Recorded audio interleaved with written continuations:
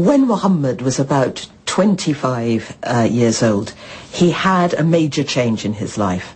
A wealthy widow, older woman named Khadija, asked him to take her caravans into Syria for her. Muhammad took all her goods and went with the caravan to Syria and did an incredible job. And her respect for him turned into admiration for him, and she inquired about him through one of her friends. Shortly thereafter, Khadija asked Muhammad to marry her.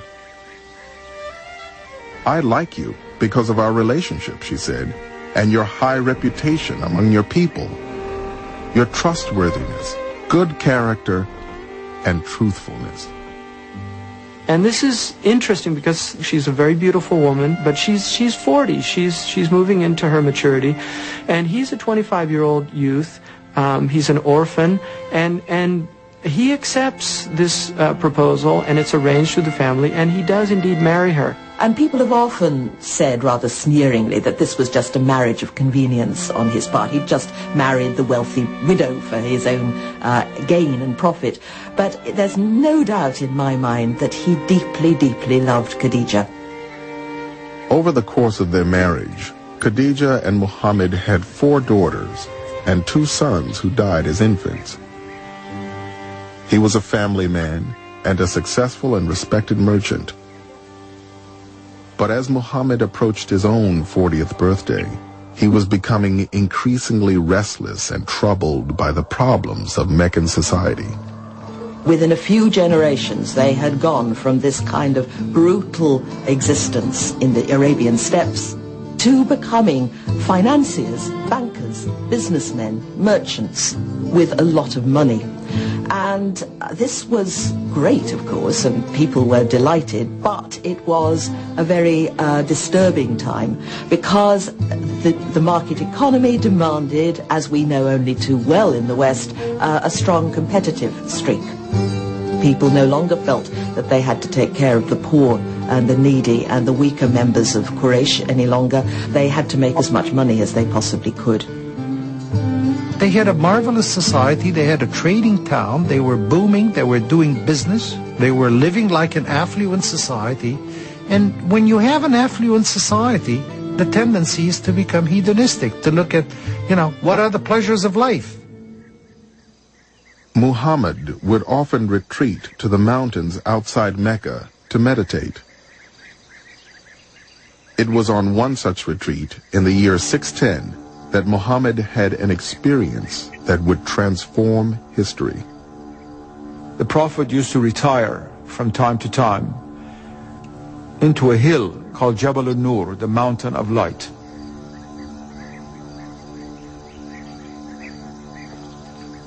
When you climb up that mountain, and many people still do it, on top of it is a cave called Al-Hira in Arabic, into which the Prophet would oftentimes retire in order to contemplate and to pray and to be still with God.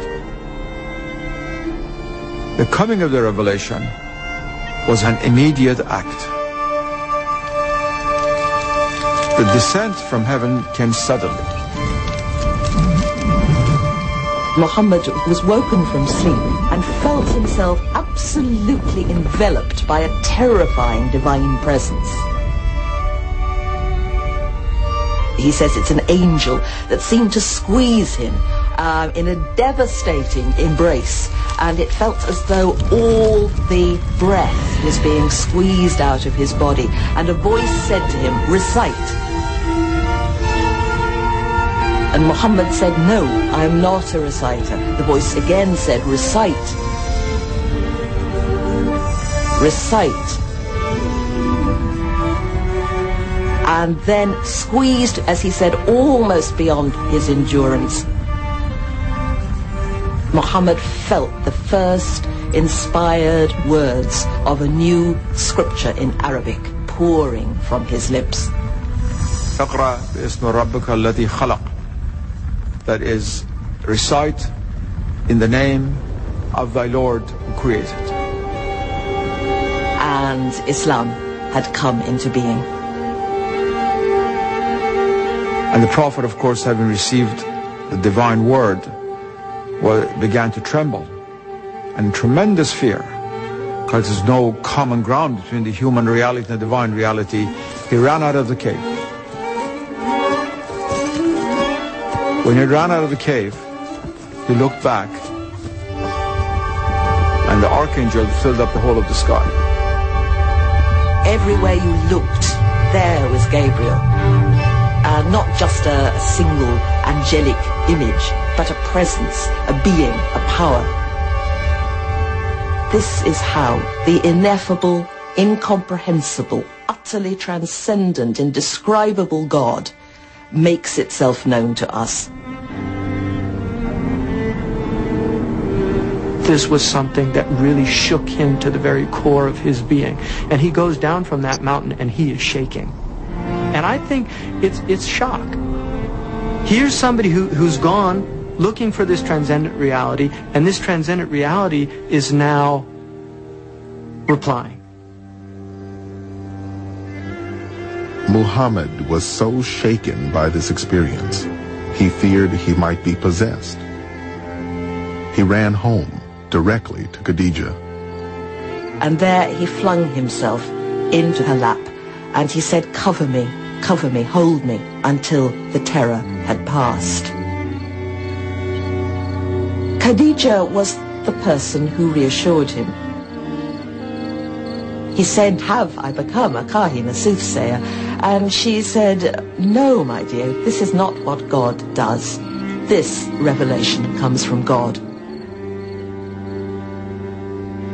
The message Muhammad received on the Mountain of Light was simple. He was to recite the words of the one true God. But Muhammad still had doubts that his experience was genuine. Khadija thought it would be a good idea to go to consult her cousin, Waraka, who was a Christian. She's saying, we need to go to somebody that knows about these things.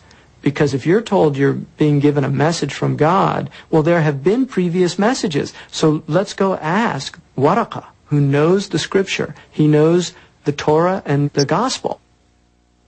And as soon as Waraka heard about this, he immediately said, Muhammad is the prophet who will bring the revelation of the one God to the Arabs.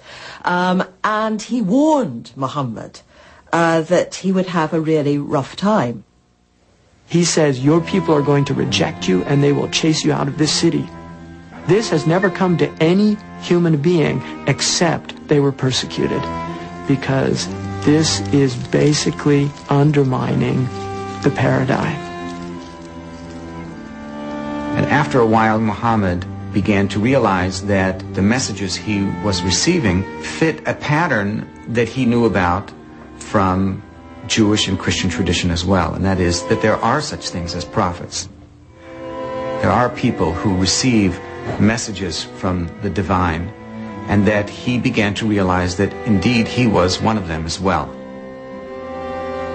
When we think of prophecy, we come from a tradition in America where we think of Charlton Heston, you know, with a great big beard, and the wind's always blowing, and he's wearing raggedy clothes, and they're ranting people, you know, they're ranting, raving. In the Islamic view, a prophet isn't this kind of person at all, but it's a person who has been selected very reluctantly from his people. God selected them, and they couldn't get out of the clutches in the sense they had to do it. You have to think in terms of a tribal Bedouin society. What is the worst thing that could happen to somebody? It is not death. It is shame. And so I'm sure that in his own mind, the idea of being shamed was probably very important. And think of the double loss of face. You know, he's going to lose face, he's going to be shamed in front of his people, he's going to be shamed in front of Allah who gave him that message. One of the drawing features to me as a non-Muslim who came from just a very diverse background was his humility and his humanness.